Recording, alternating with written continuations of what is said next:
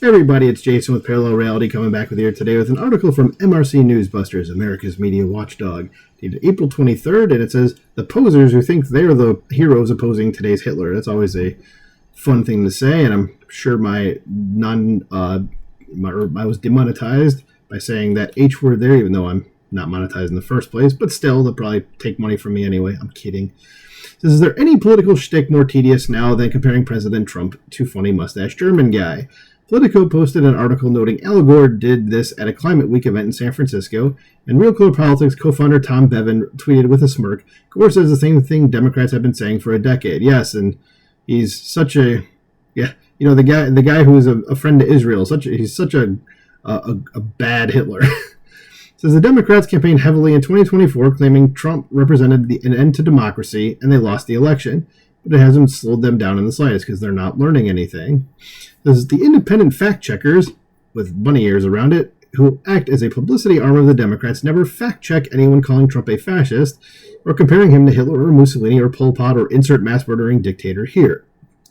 PolitiFact screeches pants on fire when a Republican calls a Democrat a socialist, but fascist is always fair for categorizing conservatives, even though fascism is not a right-wing thing. This Bill Maher's recent dinner with Trump spurred angst-riddled articles on the left. In the Washington Post, Mexican journalist Leon Krause, that's not really a Mexican name, but okay, compared Maher's dinner with Trump to journalists and politicians who were charmed in private meetings by Castro, Stalin, and Mao. Because you idiots, you're dumb. You're not journalists, you're propagandists. As he wrote of New York Times reporter Herbert Matthews being enthralled to Castro, which is probably true. New York Times is kind of standing for communists for long time now. So it was extra special when the New York Times published an op-ed by Larry David, who is the man in the picture there, the co-creator of Seinfeld and Curb Your Enthusiasm. He says, who loves making a friendly impression of socialist Bernie Sanders on Saturday Night Live. The title was My Dinner with Adolf, making an incredibly unfunny mockery of Maher meeting with Trump.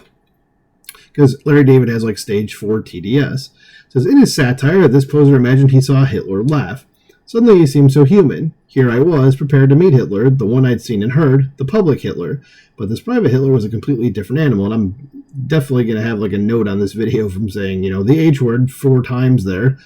It says, and oddly enough, this one seemed more authentic, like this was the real Hitler. The whole thing had my head spinning.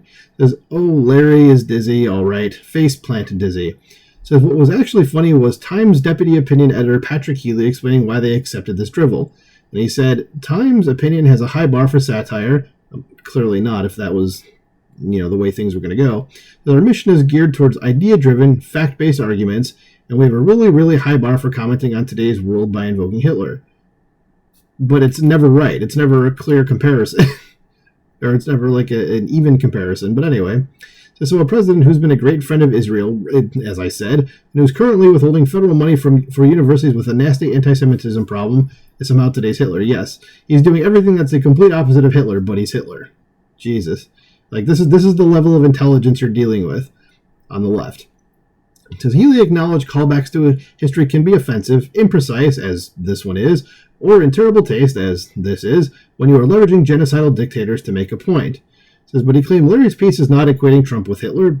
I beg to differ. It says, it is about seeing people for who they really are and not losing sight of that. So he's not equating Trump with Hitler, but it's about seeing who he is.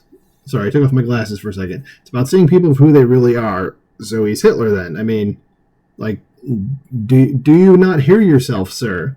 It says, fact check, false. Larry is clearly and imprecisely equating Trump with Hitler, just like almost everyone else on the left.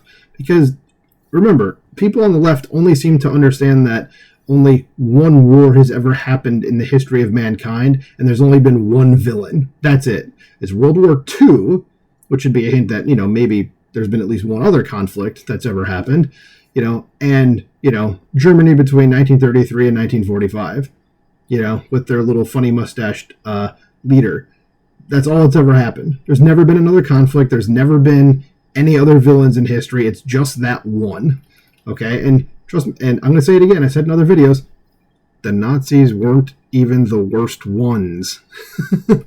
Okay? The place they tried to invade, like Napoleon, and got kicked out of, was orders of magnitude worse. Okay? In terms of dictators and, communism. But yeah, let's just keep going with the other guy who did bad stuff. Don't get me wrong; it was my people that he tried to exterminate. But the neighbors to the east were a lot worse. Okay.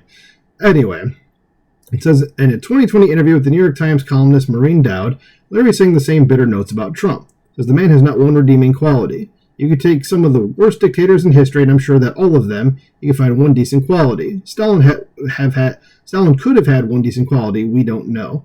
That, like, really, dude?